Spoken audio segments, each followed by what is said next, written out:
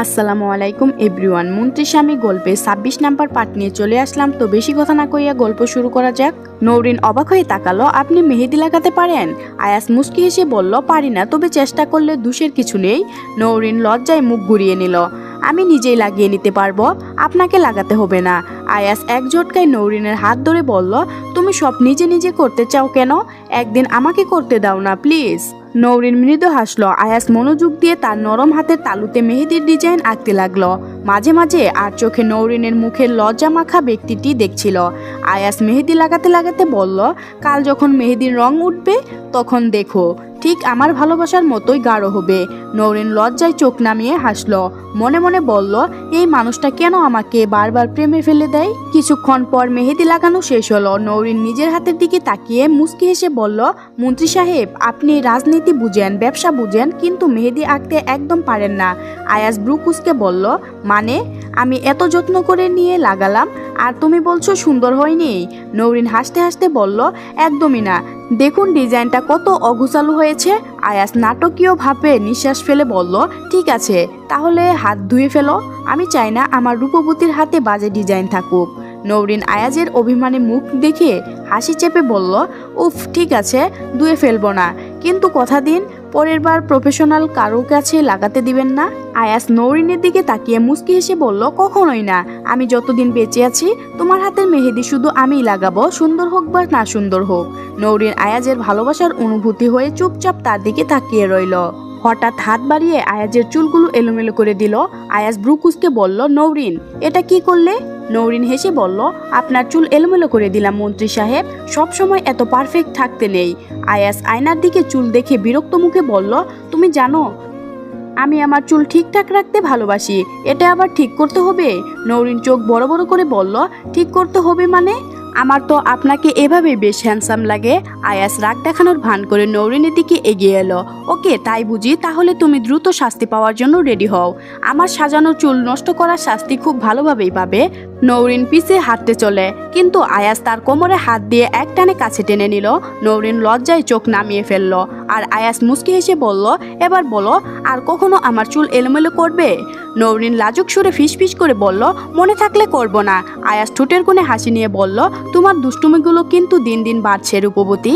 Nourin serious ভঙ্গিতে মজা করে বলল, তার চেয়ে আপনি বরং মাথা নাড়া করে ফেলুন, তখন না থাকলো চুল আর না থাকবে এলোমেলোর চিন্তা।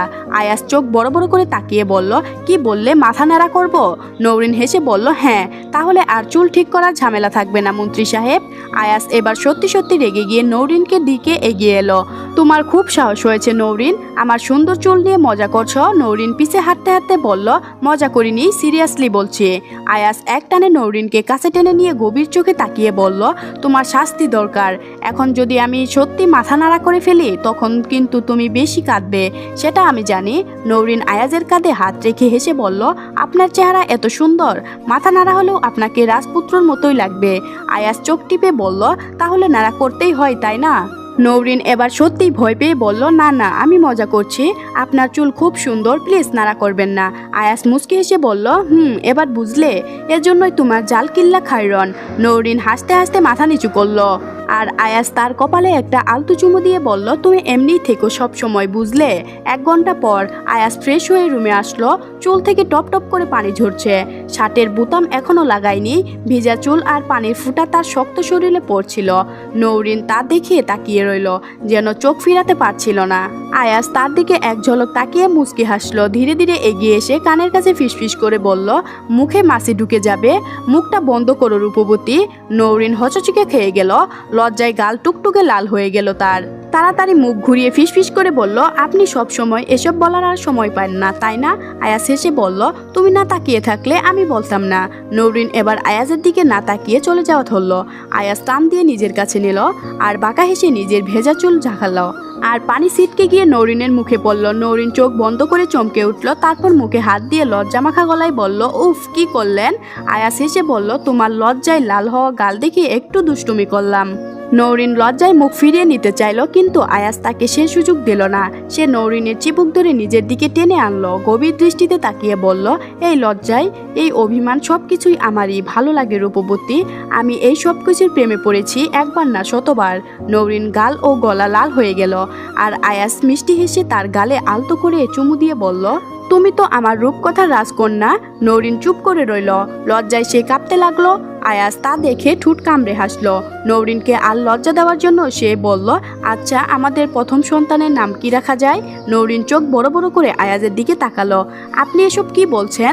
লজ্জায় তার গাল লাল হয়ে গেল। আয়াস মজা নিয়ে হেসে বলল, কেন, আগে থেকে নাম ঠিক করে রাখা কি দোষের কিছু? নৌরিন লজ্জায় মুখ ফিরিয়ে নিতে চাইল, কিন্তু আয়াস আবারও তাকে কাছে টেনে আনলো। আচ্ছা বলো তো, ছেলে হলে কি নাম রাখবে? নৌরিন বিড়বিড় করে বলল, আমি জানি না।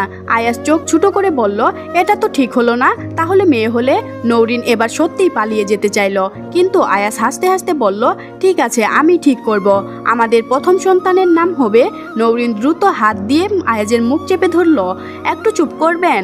আয়াস হেসে তার হাতটা ধরে বলল, ঠিক আছে, কিন্তু মনে রেখো, একদিন আমাদের সন্তানের নাম ঠিক করতেই হবে, যতই হোক বাবা মা বলে কথা। নৌরিন লজ্জায় আয়াজের বুকে মুখ লুকিয়ে ফেলল, আর আয়াস মুচকি হেসে তার চুলে আলতো করে হাত বুলিয়ে দিল।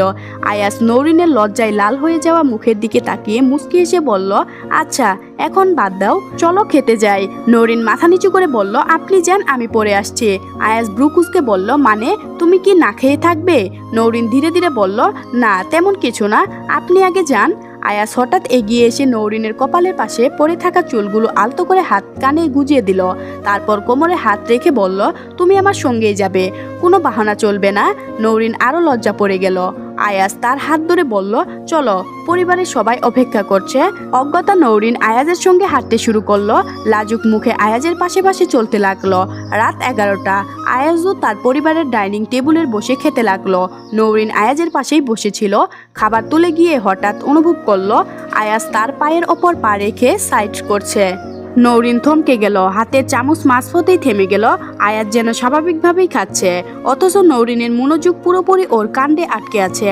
আয়াজের মা খেয়াল করে বলল, কিরে নৌরিন, খাচ্ছিস না কেন? নৌরিনের গাল লাল হয়ে গেল, হাত থেকে চামচটা পড়ে গেল। আর এক মুহূর্তও এখানে থাকা যাবে না, এটা ভেবেই সে চেয়ার সরিয়ে উঠে যেতে নিল, কিন্তু আয়াজ হঠাৎ নিজের পা দিয়ে ওর পথ আটকে দিল। নৌরিন হতভম্ব, সে আয়াজের দিকে কটমট করে তাকালো, আর আয়াজ ঠোঁটের কোনো দুষ্ট হাসি লুকিয়ে খাওয়া চালিয়ে যাচ্ছে, যেন কিছুই হয়নি। নৌরিন কিছুটা অস্থিরতা নিয়ে আবার বসে পড়ল, তার মুখে লজ্জায় টকটকে লাল হয়ে গিয়েছে। যারা খেয়াল করছিল সবকিছু, কৌতূহলবশত সে নিচে তাকালো, আর সাথে সাথে চোখ বড় বড় হয়ে গেল। ভাইয়া আর ভাবির এই কাণ্ড দেখে সে ঠোঁট কামড়ে হাসি চেপে রাখলো, কিন্তু আয়াজের শয়তানি তো এত সহজে শেষ হওয়ার নয়। সে আবারও নৌরিনের পা স্লাইড করলো, যেন কিছুই হয়নি। নৌরিন এবার চোখ গরম করে আয়াজের দিকে তাকালো, কিন্তু আয়াজ নির্বিকার ভাবে দেখতে লাগলো, মুখে দুষ্ট হাসি লুকিয়ে। যারা আর সহ্য করতে না পারলো ফিসফিস করে বলল, ভাইয়া, তোর বয়স তো কম হয়নি, এখন এইসব ঢং বাদ দে, ভাবি মনিকে শান্তি মতন খেতে দে প্লিজ। আয়াস চোখের ইশারায় বোনকে চুপ থাকতে বলল, আর নৌরিন, সে যেন আর নিজেকে ধরে রাখতে পারছে না। আয়াস নৌরিনের দিকে তাকিয়ে বলল, কি ব্যাপার, তুমি খাচ্ছ না কেন? নাকি চাও আমি নিজেই খাইয়ে দেই? নৌরিনের লজ্জায় মাথা নিচু হয়ে গেল। সে দ্রুত হাত বাড়িয়ে নিজের খাবার খেতে চাইল, কিন্তু আয়াস তা হতে দিল না। সে মুচকি হেসে নিজের হাতে এক টুকরো রুটি ছিঁড়ে তরকারি ডুবিয়ে নৌরিনের মুখের সামনে ধরল। নাও, মুখ খুলো। নৌরিন ইতস্ত করল। চারপাশে সবার উপস্থিতি মনে পড়তেই তার লজ্জা আরো বেড়ে গেল, কিন্তু আয়াস তো আয়াজই। চোখে কৌতুকের ঝিলিক নিয়ে বলল, তুমি যদি না খাও তাহলে সবাই ভাববে আমি তোমায় না খাইয়ে রেখেছি। নৌরিনের চুপচাপ মুখ খুলে খাবার গ্রহণ করলো, আর আয়াস তৃপ্তি হাসি দিল। হঠাৎ ঝুঁকে নৌরিনের হাতে চুমু খেল। নৌরিন কাঁপতে লাগলো। কেউ অবশ্যই এই বিষয়টা লক্ষ্য করেনি, তবে আয়াজের মা বলল, কি ব্যাপার, তুই টেবিলের দিকে ওইভাবে ঝুঁকেছিস কেন? এমনি মা, খুব দরকারি কাজ করছি। নৌরিন দ্রুত চোখ তুলে তাকালো, আর আয়াজ শুধু মিটিমিটি হাসলো। যারা তখন আয়াজের কানে ফিসফিস করে বলল, উফ, এত রোমান্স তো সিনেমাতেও দেখিনি ভাইয়া। আয়াজ ব্রুকুসকে ফিসফিস করে বলল, এই, তোকে কে বলেছে আমাদের পাশে বসতে? তোর জন্য শান্তিমতো বইয়ের সাথে রোমান্স করতে পারছি না। যারা কিছু বলতে যাবে তার আগেই আয়াজের বাবা গম্ভীর গলায় বলল, এত ফিসফিসানি বাদ দিয়ে চুপচাপ খাওয়া শেষ কর। যারা চুপ আবার খেতে লাগলো আর আয়াজ হাত বাড়িয়ে নৌরিনের দিকে খাওয়াতে লাগলো। আবার মাঝে মাঝে নিজেও খেলো। খাওয়া শেষ হলে আয়াজ টিস্যু নিয়ে নৌরিনের দিকে ঝুঁকে গেল। সে আস্তে করে নৌরিনের মুখ মুছে দিল।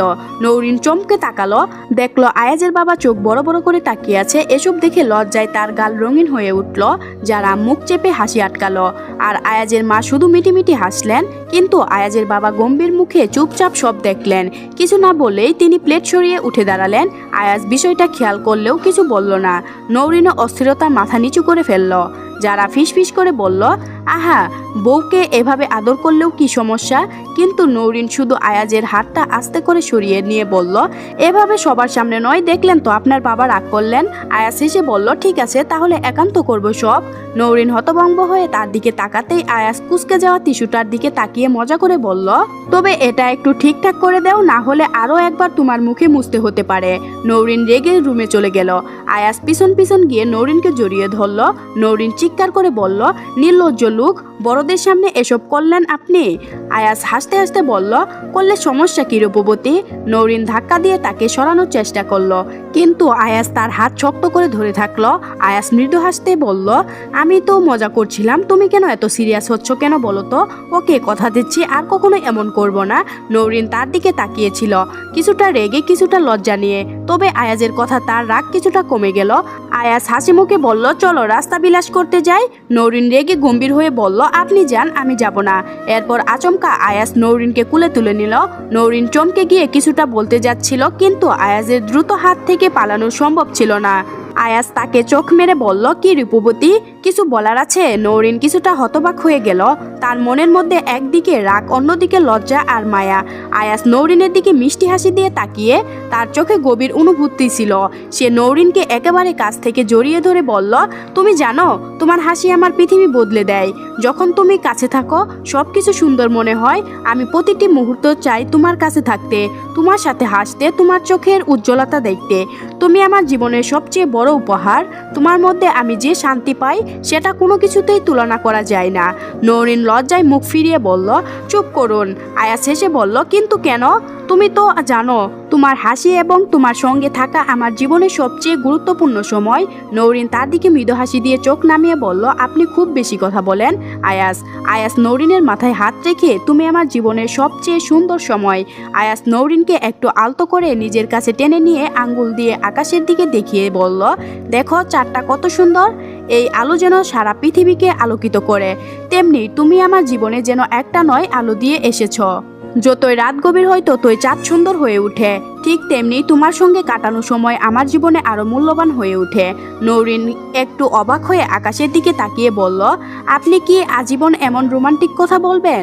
আয়াস মৃদু হেসে বলল, শুধু তোমার জন্য আজীবন বলবো রূপবতী, কারণ তুমি তো আমার হৃদয় হরিণী। তাই বলেই নৌরিনকে কুলে তুলে নিল আর রুমের দিকে হাঁটা শুরু করলো। রুমে ঢুকার সাথে সাথে আয়াস দরজাটা লক করলো আর এগাতে লাগলো। এতে নৌরিনের হৃদয় ধক করে উঠলো। তো আজকের গল্পটি এ পর্যন্তই শেষ হয়ে গেল। গল্পটি যদি ভালো লাগে অবশ্যই লাইক কমেন্ট করে দিবেন এবং চ্যানেলে নতুন হয়ে থাকলে চ্যানেলটি সাবস্ক্রাইব করে দিবেন। ধন্যবাদ সবাইকে, ভালো থাকবেন।